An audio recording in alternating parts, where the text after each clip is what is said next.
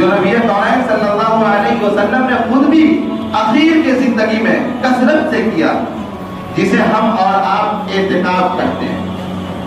اعتکاف کرتے ہیں، اور اعتکاف بھی ایک ایسی عبادت ہے جس میں بندہ 24 گھنٹہ عبادت میں شمار ہوتا ہے۔ اگر اعتکاف کی نیت کر کے مسجد میں سویا ہے تو بھی اس کا سونا بھی عبادت ہے، اگر کھا پی رہا ہے وہ بھی اس کی عبادت میں شمار ہے، یہاں تک کہ قضاء حاجت کے لیے جاتا ہے وہ بھی اس کا عبادت میں شمار ہے۔ لیکن ہمارا اور آپ کا معاملہ آج یہ ہے کہ اس فضیلت کو ہم جانتے نہیں۔ اللہ کے نبی نے اپنی زندگی مبارک میں ایک مرتبہ 20 دن کا اعتکاف فرمایا، باقی 10 دن کا اعتکاف جسے سنت اعتکاف کہا جاتا ہے اللہ کے نبی نے کیا ہے۔ ہم اس فضیلت سے آج دور ہیں۔ ہمارا معاملہ یہ ہے کہ ہم محلے میں یا چند لوگ بیٹھ کر کے مشورہ کرتے ہیں کسے بیٹھانا چاہیے اعتکاف میں۔ سارے تواتر ہونے کے بعد یہ بات ذہن میں آتی ہے کہ کوئی بزرگ آدمی، کوئی ضعیف آدمی کو بیٹھا دیا جائے تاکہ ہم لوگ اس سے بری الذمہ ہو جائیں۔ اور اعتکاف میں اگر کوئی بندہ نہ بیٹھے، جس مسجد میں 5 وقتہ نماز ہو رہی ہو اور اس میں اگر اعتکاف میں کوئی بندہ نہ بیٹھا تو پورا محلہ گناہگار ہوتا ہے۔ اور اگر کسی ایک بندے نے بھی اعتکاف میں بیٹھ گیا تو پورا محلہ بری الذمہ ہے، چونکہ سنت مؤکدہ علی الکفایہ ہے اعتکاف۔ اور میں تو نوجوانوں سے کہوں گا، اپنے جوانوں سے کہوں گا کہ اعتکاف میں بیٹھنے کی عادت ڈالیے۔ اب ہم چنتے ہیں ان لوگوں کو جو عمر کے آخری پڑاؤ میں، آخری مقام پہ ہوتے ہیں، اب ان کو اعتکاف میں بیٹھا دیے۔ معاملہ یہ ہوتا ہے کہ ان سے اپنے آپ کا بوجھ نہیں سنبھلتا، پورے محلے کا بوجھ وہ کہاں سے سنبھال پائے۔ اللہ کو جوانی کی عبادت زیادہ پسند ہے۔ ہم جوانی میں اگر اعتکاف میں بیٹھتے ہیں، اعتکاف میں بیٹھنے کا فائدہ کیا ہے ذرا سنیے کہ اعتکاف میں بیٹھنے کا فائدہ یہ ہے کہ سب سے پہلا فائدہ کہ ہم سنت نبوی پر عمل کرنے والے ہیں۔ اللہ کے نبی اعتکاف میں بیٹھے، جس کام کو اللہ کے نبی نے انجام دیا اسی کاموں کو انہی کے راستے پر ہم انجام دینے والے بنیں گے، سب سے پہلا فائدہ۔ دوسرا فائدہ کہ جب ہم اعتکاف میں بیٹھیں گے تو بہت سارے گناہ سے ہم بچ جائیں گے۔ یہ 10 دن ہم نہ جانے کیسے کیسے الفاظ زبان سے نکالیں گے، کیسی کیسی باتیں ہمارے کانوں میں آئیں گی، ہماری نظر کتنی گناہ کرے گی، ہم آنکھوں سے کتنے غلط چیزوں کو دیکھیں گے، ہاتھ سے کتنا غلط استعمال کریں گے۔ لیکن جب ہم مسجد میں آ کر کے صرف اللہ کے لیے وقت صرف کر دیں گے اور اللہ سے یہ کہیں گے اے اللہ میں نے بہت گناہ کیا، پوری زندگی گناہ کیا، اب میں تمام گناہوں سے، اپنے رشتہ داروں سے، سب سے رخ موڑ کر کے تیرے گھر میں آ کر بیٹھا ہوں۔ اے رب کریم جب تک تو مجھے بخشے گا نہیں میں یہاں سے جاؤں گا نہیں۔ تو دوسرا فائدہ یہ کہ ہم گناہ سے بچ جائیں گے۔ تیسرا فائدہ کہ 10 دن ہم با جماعت 5 وقتہ نماز ادا کرنے والے بن جائیں گے۔ ایسے ہماری نماز ادا نہیں ہو رہی 5 وقت، رمضان المبارک کا مہینہ چل رہا، 4 وقت مسجد بھری رہتی ہے لیکن فجر میں آدھی مسجد رہتی ہے۔ سحری کھاتے ہیں، اٹھ کر کے سحری کریں گے، سحری کرنا سنت ہے، سنت کو عمل کریں گے، فرض کو ترک کر دیں گے، سحری کر کے سو جا رہے ہیں۔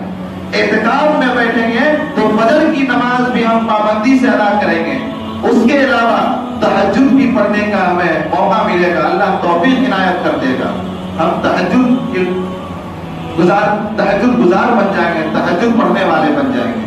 اور چوتھا فائدہ کہ وہ ماحول ہمیں ملے گا، مساجد میں جب ہم آ کر بیٹھیں گے تو ہم دنیاوی ماحول سے بالکل الگ ہو جائیں گے، روحانیت ماحول پہ آ جائیں گے جہاں صرف اللہ اور اس کے رسول کی بات سننے کو ملے گی، کلام اللہ کی تلاوت کرنے کو ملے گی، نماز اور ذکر و اذکار کا ماحول ملے گا۔ ظاہر سی بات ہے کہ جب 10 دن ہم اپنے زندگی کو دنیاوی تمام مشغولیات سے، گناہوں سے نکال کر ہم نیکی کی طرف لے آئیں گے تو ہمارے زندگی میں تبدیلی آ جائے گی۔ اور اعتکاف میں جب بیٹھے تو صرف یہ نہ سوچ کر بیٹھے کہ میں اعتکاف میں بیٹھا ہوں، بلکہ اعتکاف میں بیٹھے تو اپنا ایک فہرست بنا لیں، ایک فہرست بنائیں کہ اعتکاف میں بیٹھنے سے پہلے مجھے کیا کیا کرنا ہے، کتنی مجھے تسابیح پڑھنی ہے، کتنا مجھے تہجد کے لیے وقت نکالنا ہے، کتنا مجھے دن اور رات میں کلام اللہ کی تلاوت کرنی ہے۔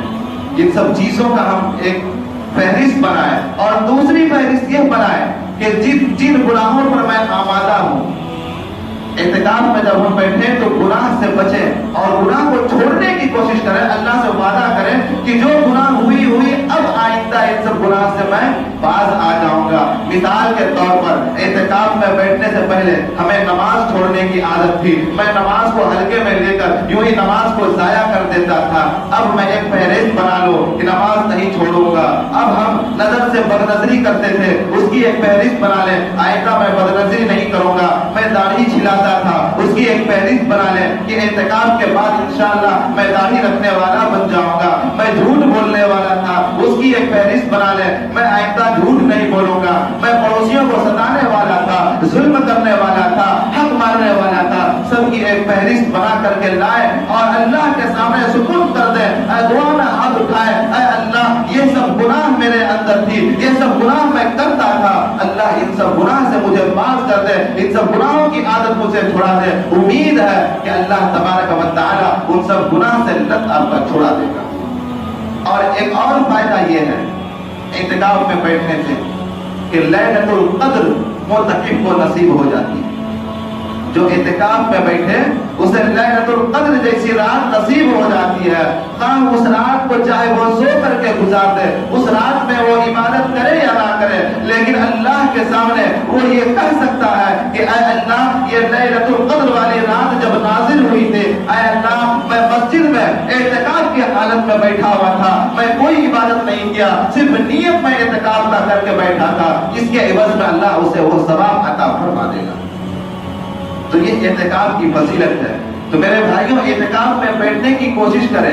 ہم بوڑھے بزرگوں کو نہ کھیلیں کہ آپ جا کر کے بیٹھا ہے پورے محلے کا بوجھ ختم ہو جائے۔ جوانوں کو بیٹھنے کی ضرورت ہے۔ آج گناہ کی طرف جوان جو ہے کہ زیادہ مائل ہو رہے ہیں، بزرگ تو ایسے ہی گناہ سے اب رک گئے ہیں۔ جوانی ختم، بڑھاپے میں عمر آئی، مسجد پکڑ لیے، اللہ کی دعوت کو پکڑ لیے۔ اصل جو ضرورت ہے وہ جوانوں کو ضرورت ہے کہ ہم اللہ سے کس طرح سے مانگنے والے بن جائیں، اللہ سے رجوع کرنے والے بن جائیں، اللہ کے سامنے سجدہ ریز ہونے والے بن جائیں، تاکہ دنیا کے وبا سے ہم بچ کر کے رب کریم کے نگرانی میں اپنی زندگی گزارنے والے بن جائیں۔ اس کے چند مسائل بھی ہیں کہ اعتکاف کن کن چیزوں سے ٹوٹتا ہے، اعتکاف کن چیزوں سے ٹوٹ جاتا ہے۔ سب سے پہلے وہ چیز جس سے روزہ ٹوٹ جاتا، جب روزہ آپ کا ٹوٹ گیا اعتکاف بھی آپ کا ٹوٹ جائے گا۔ اب ایسی صورت میں جو شخص سنت اعتکاف میں بیٹھا ہو، اگر 10 دن کی اعتکاف سنت ہے، آدمی 1 دن کی بھی اعتکاف کر سکتا ہے، 2 دن کی بھی اعتکاف کر سکتا ہے، 1 گھنٹے کا بھی اعتکاف کر سکتا ہے۔ بلکہ میں تو یہ مشورہ دوں گا کہ جب نماز کے لیے آپ آئیں، مسجد کی گیٹ پر آئیں، آپ اعتکاف کی نیت کر لیں کہ میں اعتکاف کی نیت کر کے جا رہا ہوں۔ اس سے ڈبل فائدہ یہ ہوگا، آپ کو نماز کا بھی ثواب، جتنی دیر آپ مسجد میں بیٹھ کر تسبیح پڑھیں گے اس میں بھی آپ کو اعتکاف کا بھی ثواب، جو وقت مسجد میں گزرا وہ معتکف کی حالت میں آپ گزریں گے۔ اسے نفلی اعتکاف کہتے ہیں۔ یہ اعتکاف نفلی ہے۔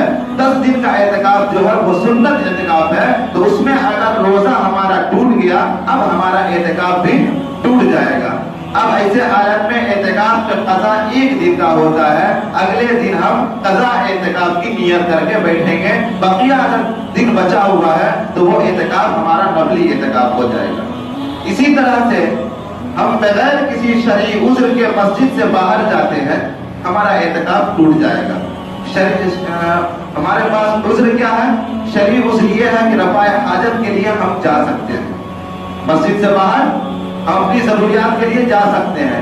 اب اس میں مسئلہ یہ سمجھ لیں، ہم رفع حاجت کے لیے گئے اور وہاں جانے کے بعد معلوم یہ چلا، ہم نے یہ دیکھا کہ واش روم میں پہلے سے ہی کوئی ہے، اب وہاں پر ہم کھڑے ہو کر انتظار کر سکتے ہیں، اسی دوران ہم کسی سے گفتگو بھی کر سکتے ہیں، گنجائش ہے۔